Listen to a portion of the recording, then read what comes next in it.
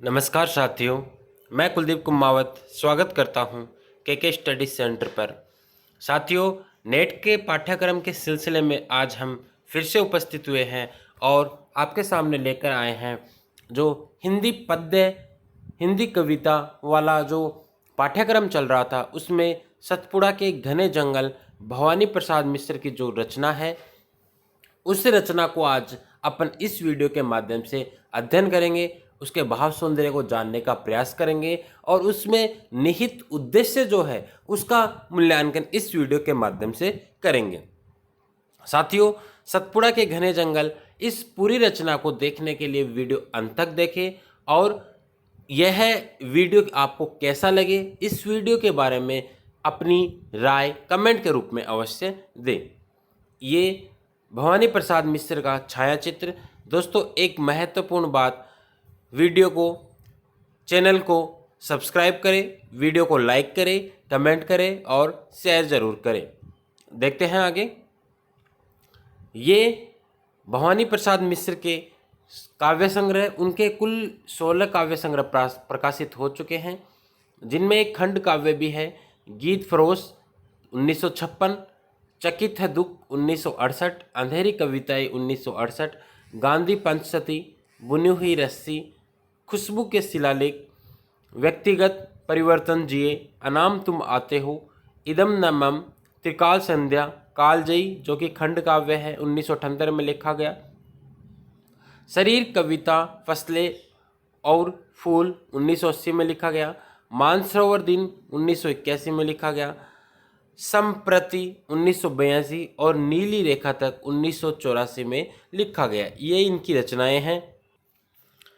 भवानी प्रसाद मिश्र, जिनका जन्म 29 मार्च 1913 में होशंगाबाद तथा मृत्यु 20 फरवरी 1985 में नरसिंहपुर मध्य प्रदेश में हुई, इन्हें साहित्य अकादमी पुरस्कार से भी सुशोभित किया गया और इनकी जो रचना है बुनी हुई रस्सी, इनकी जो रचना है बुनी हुई रस्सी, इस रचना के लिए 1972 में इन्हें साहित्य अकादमी पुरस्कार भी दिया गया।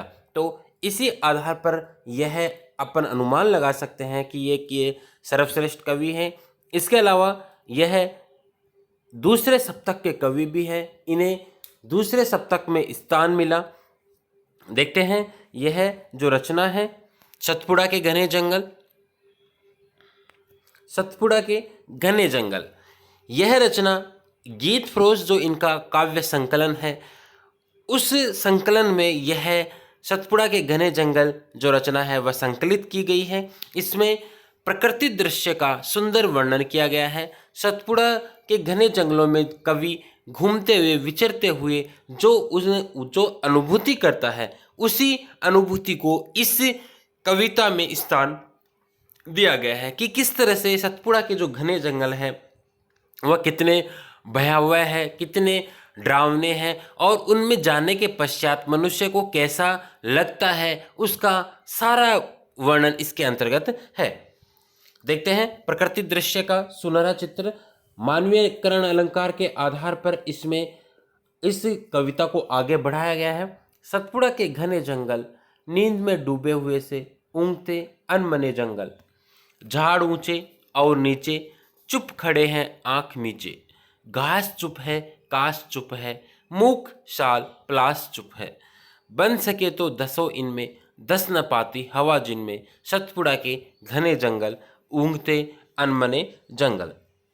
कि सतपुड़ा के जो घने जंगल है, घने जंगल मतलब खूब सारी वनस्पतियाँ इन जंगलों में लगी हुई है, खूब वनस्पतियाँ हैं, घने हैं, हरे भरे हैं जंगल है, लेकिन यह नींद में डूबे हुए हैं, अर्थात यह झुके हुए से हैं, अलसाए हुए से हैं। ऊँघते अनमने जंगल अलसाए से हुए से हैं, नींद में डूबे हुए से प्रतीत होते हैं, क्योंकि घने हैं तो अलसाए हुए से, झुके हुए से काफ़ी प्रतीत होते हैं। कवि ने झुके हुए होने के कारण यह अनुमान लगाया है कि यह नींद में डूबे हुए हैं। इसमें हर तरह के वृक्ष मिल जाएंगे, झाड़ के वृक्ष जो ऊंचे और नीचे हैं, चुप खड़े हैं, आंख भी नीचे हुए हैं, मतलब आलसी की तरह वह लग रहे हैं। इसके अलावा घास चुप है, काश घास का जो पौधा होता है वह भी चुप है, मूक शाल प्लास चुप है, अर्थात यह पौधे जो हैं शांत बैठे हुए हैं, शांत लगे हुए हैं और चुपचाप खड़े हैं। अर्थात हर तरह के वृक्ष लगे हुए हैं जो अपनी आंखों को बंद करके चुपचाप खड़े हुए हैं और चारों ओर शांति छाई हुई है। बन सको तो धसो इनमें। कवि यहाँ पर एक चुनौती दे रहा है कि अगर तुम चुनौती को स्वीकार करते हो तो इसमें धसने का अर्थात इसमें प्रवेश करने का प्रयास करो। धस न पाती हवा जिनमें, ऐसे वन है जिनमें हवा भी पास नहीं हो पाती या हवा भी नहीं निकल पाती, ऐसे वनों में तुम अगर प्रवेश कर सको तो यह तुम्हारे लिए चुनौती से कम नहीं है। और ऐसे ये जंगल कौन से हैं? सतपुड़ा के घने जंगल, ऊँघते अनमने जंगल। सड़े पत्ते, गले पत्ते, हरे पत्ते, जले पत्ते, वन्य पथ को ढक रहे से पंख दल में पले पत्ते, चलो इन पर चल सको तो, दलो इनको दल सको तो, ये घिनौने घने जंगल, नींद में डूबे हुए से ऊँघते अनमने जंगल। फिर से एक चुनौती से यहाँ पर प्रतीत होती है कि सड़े पत्ते, हर मतलब यहाँ पर सड़े हुए पत्ते, जो पेड़ हैं, पेड़ों से पत्ते गिरकर टूट चुके हैं, जो सड़ चुके हैं, बिखर चुके हैं, गले हुए पत्ते, हरे पत्ते भी हैं। पेड़ जो है वह नई नई वनस्पतियाँ उत्पन्न होती हैं तो पेड़ पौधे हरे भी हैं। दूसरी तरफ यहाँ पर जंगलों में इतने बड़े जंगल है कि जगह जगह पर आग लग जाती है तो वह पत्ते जल भी जाते हैं। और वन्य पथ को ढके रहे से, जहाँ आवागमन का जो मार्ग है उस मार्ग को भी यह पत्ते ढके हुए हैं। पंख दल में पले पत्ते, पंख दल मतलब कीचड़ के दल, कीचड़ के दल में पले हुए ये पत्ते हैं। अर्थात यहाँ कवि सड़े गले पत्तों व कीचड़ का वर्णन कर रहा है और क्या कह रहा है कि वहाँ एक तरफा कोई मार्ग नहीं है कि उस मार्ग से सुगम या सरल तरीके से जाया जा सके। यहाँ हर तरह की स्थिति यहाँ पर मिलेगी, यहाँ पर चुनौती भी मिलेगी या इसके अलावा चुनौती को सहन करने की क्षमता भी यहाँ पर मिलेगी और एक आसान मार्ग भी यहाँ उपलब्ध होगा। केवल दलो इनको दल सको तो, अगर तुम दलो अर्थात प्रवेश कर सकते हो तो इनमें निश्चित रूप से प्रवेश करो। यह तुम्हारे लिए चुनौती के समान है। इस चुनौती का सामना तुम्हें करना पड़ेगा। और ये घिनौने घने जंगल, नींद में डूबे हुए से ऊँघते अनमने जंगल, अर्थात इनमें साहस और निडरता के साथ इनमें तुम प्रवेश करो। और ये जंगल कैसे हैं? ऊँघते अनमने से जंगल आलसी से हैं, लेकिन फिर भी इन जंगलों में प्रवेश करना बहुत ही कठिन कार्य है। देखते हैं आगे।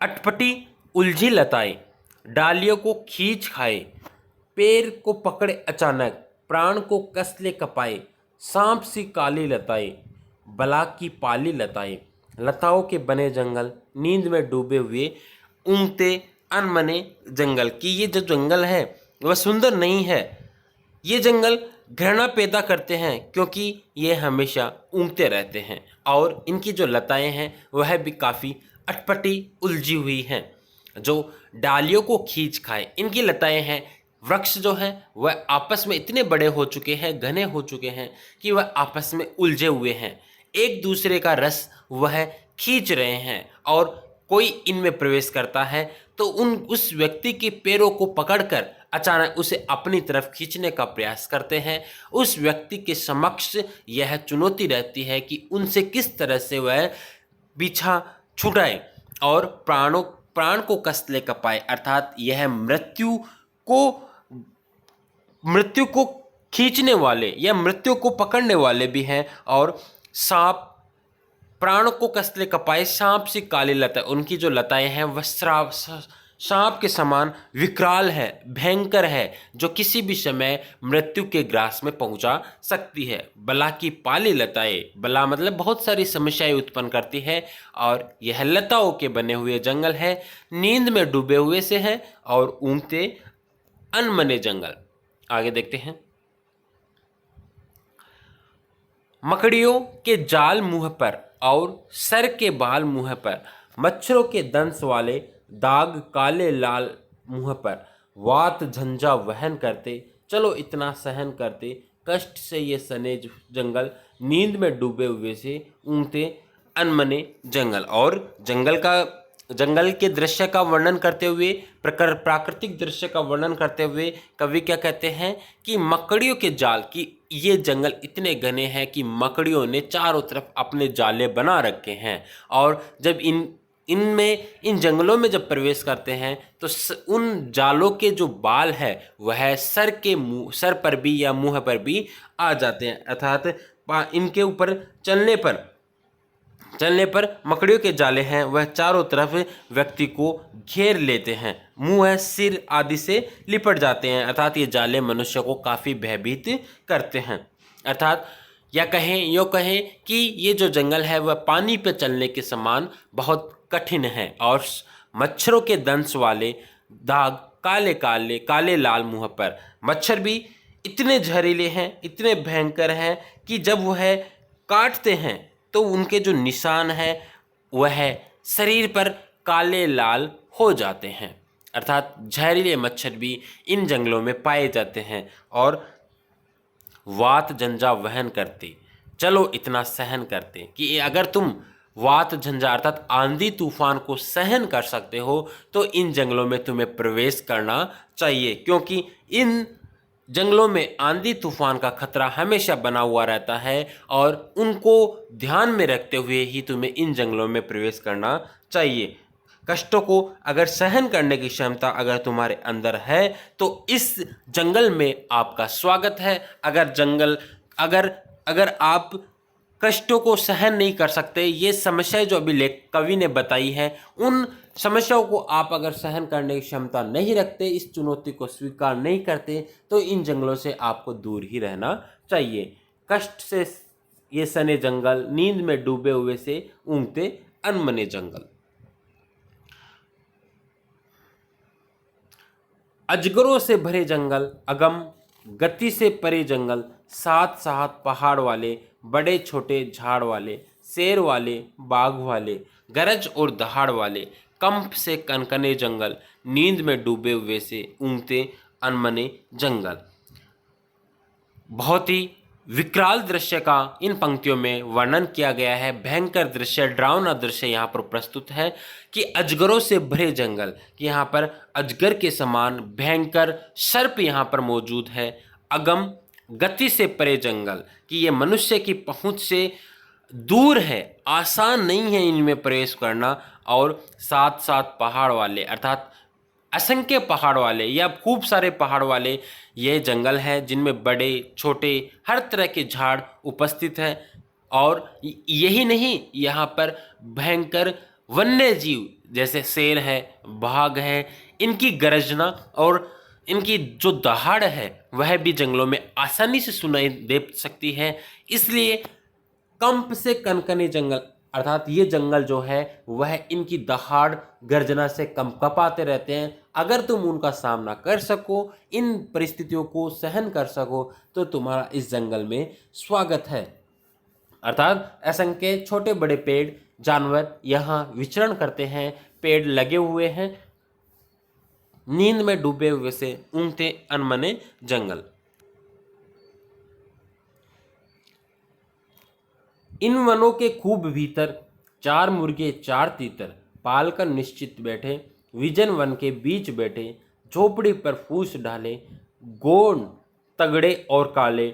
जबकि होली पास आती, सरसराती घास गाती, और महुए से लपकती, मत करती बास आती।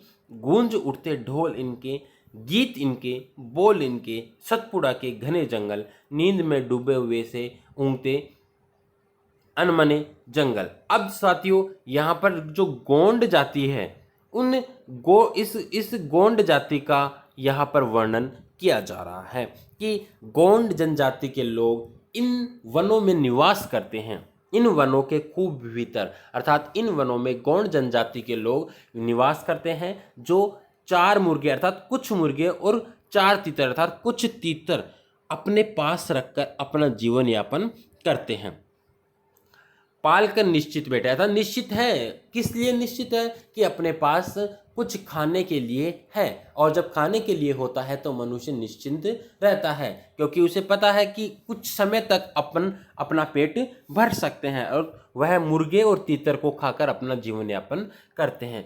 विजन वन के बीच बैठे, अर्थात जहाँ कोई भी नहीं है, मनुष्य नहीं है, केवल जंगल ही जंगल है, उस जंगल के बीच में बैठे हुए हैं, झोपड़ी पर फूस डाले, अर्थात झोपड़ी बनाकर या मतलब ऊंचे स्थानों पर झोपड़ी बनाकर वह अपना जीवन यापन करते हैं। गोंड तगड़े, और गोंड जाति के जो लोग हैं वह कैसे हैं? तगड़े हैं, रिष्ट पुष्ट हैं और काले विकराल शरीर वाले हैं। जबकि होली पास आती, और जब होली पास आती है तो घास भी गीत गाने लगती है, घास भी अपने सुंदर सुंदर हवा बिखेरने लगती है, सरसराती घास गाती और महुए से लपकती, और महुए की जो मंद मंद जो सुगंध है वह चारों तरफ फैल जाती है। ऐसा प्रतीत होता है कि जो जंगल है वह जंगल क्या कर रहा है?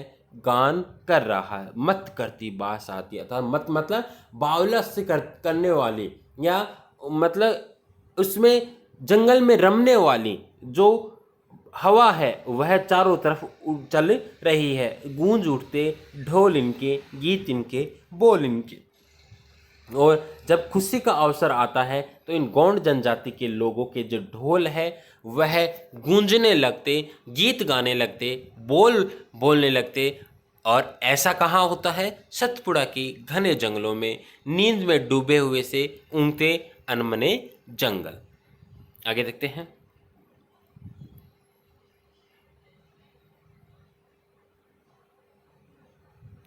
जागते अंगड़ाइयों में, खोहे खड्डों खाइयों में, घास पागल, कास पागल, साल और प्लास पागल, लता पागल, वात पागल, डाल पागल और पात पागल, मत मुर्गे और तीतर इन वनों के खूब भीतर।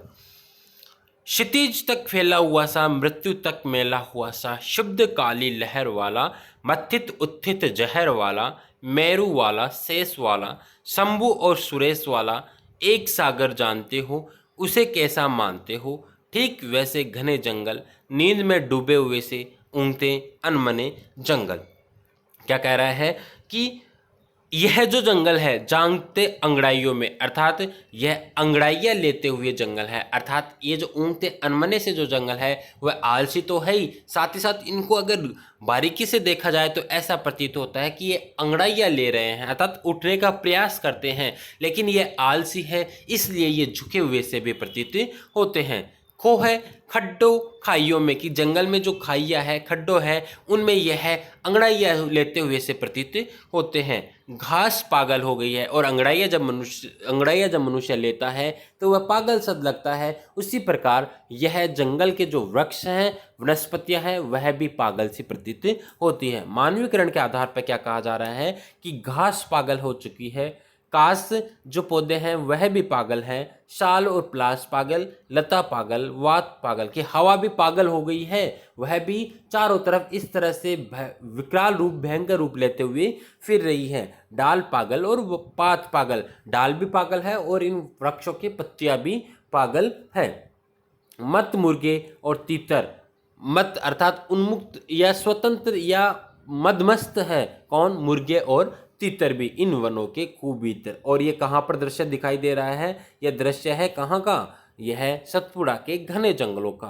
क्षितिज तक फैला हुआ सा, क्षितिज क्या होता है? जो कह सकते हैं कि मिलने का जो स्थान है, अर्थात जो जहाँ अपन को अंत छोर जो दिखाई देता है, आकाश और धरती का जो मिलता हुआ अंत छोर जो दिखाई देता है वह कहलाता है क्षितिज। क्षितिज तक फैला हुआ सा, मृत्यु तक मेला हुआ सा, शुद्ध काली लहर वाला, मथित उत्थित जहर वाला। कि ये जंगल कैसा है? मृत्यु तक फैला हुआ सा, मेला हुआ सा, कि मृत्यु तक ले जाता है, शुद्ध है, उदास है, काली लहर वाला है, मथित है, उत्थित जहर वाला, अर्थात विकराल परिस्थितियां यहाँ पर उपस्थित होती है। मेरू वाला अर्थात पहाड़, शेष वाला, शंभु और सुरेश वाला, अर्थात शिव सुरेश यहाँ पर भी विचरण करते हैं। एक सागर जानते हो, कि सागर का दृश्य भी यहाँ उपस्थित है, उसे कैसा मानते हो, ठीक वैसे घने जंगल, नींद में डूबे हुए से ऊँगते अनमने जंगल। जो दृश्य ये अपन ने देखे हैं वह सारे दृश्य इनमें उपलब्ध होते हैं। कहाँ? सतपुड़ा के घने जंगलों में। दसों इनमें डर नहीं है, मौत का यह घर नहीं है, उतर कर बहते अनेकों, कल कथा कहते अनेकों। नदी निर्झर और नाले इन वनों ने गोद पाले, लाख पंछी सो हिरण दल, चांद के कितने किरण दल, झूमते बन फूल फलियां, खिल रही अज्ञात कलियां। हरित दुर्वा रक्त किसलय, पूत पावन पूर्ण रसमय, सतपुड़ा के घने जंगल लताओं के बने जंगल। की ये जो लताओं के जो जंगल बने हुए हैं, सतपुड़ा के घने जंगल हैं, उनमें दसों अर्थात इनमें डर नहीं है, इनमें प्रवेश करना चाहिए। कि ये मौत से डरकर तुम्हें इन जंगलों में भयभीत या दूर नहीं होना है। मौत का यह घर नहीं है कि यह मौत आसानी से नहीं आती। मौत नहीं है यहाँ पर कि आप समझ लिए कि इनके बारे में देख लिए और यहाँ पर मौत आ गई। इनमें प्रवेश करो, इनमें डर नहीं है। उतर कर बहते अनेकों, कि यहाँ पर बहुत सारे जो ऐसे वन्य जीव है, मनुष्य है, वह यहाँ पर अपना जीवन यापन करते हैं। इसका वर्णन कौन कहता है? कलकत्ता कहते अनेकों, कि इसका वर्णन अनेक कि इन जंगलों में जीवन यापन किया जा सकता है। ऐसी बातें अनेक वन्य जीव प्राणी कहते हैं। कि नदी कहती है, निर्झर कहते हैं, झरने कहते हैं और नाले कहते हैं। इन वनों ने गोद पाले, कि इन वनों ने नदियों को पाला है, झरनों को पाला है, नालों को पाला है, वह भी तो यहाँ पर जीवन यापन कर रहे हैं। तो इन वनों में प्रवेश करना चाहिए। लाख पंछी सो हिरण दल, और खूब लाखों पंछियों का समूह है वह यहाँ पर विचरण करता है। हिरणों का समूह यहाँ पर रहता है। चांद के कितने किरण दल, और चांद की अर्थात चांद यहाँ पर बताया जा रहा है। जो सुंदर सुंदर जो पक्षी है, वन्य जीव है, उनको बताया जा रहा है। उनके किरणों के दल अर्थात उनका जो समूह है वह भी यहाँ पर झूम रहा है। झूमते बन फूल कर फलियां, झूम रही हैं फूल फलियां, खिल रही अज्ञात कलियां। यहाँ इन कलियों को भी भय नहीं है, कलियों को भी भय नहीं है कि वह भी समय पाकर या इन जंगलों को चुनौती देकर यहाँ पर खिल रही है। हरित दुर्वा, दुर्वा भी अर्थात दूब भी हरित है। रक्त किस लय, पर्वत अर्थात पर्वत भी लालिमा लिए हुए हैं, सुंदर है। पूत पावन पूर्ण रस में, अर्थात पूरा जो वर्णन है वह है, पूरा दृश्य है वह रस में है। और ऐसा कहाँ उपलब्ध है? इन सतपुड़ा के घने जंगलों में उपस्थित है।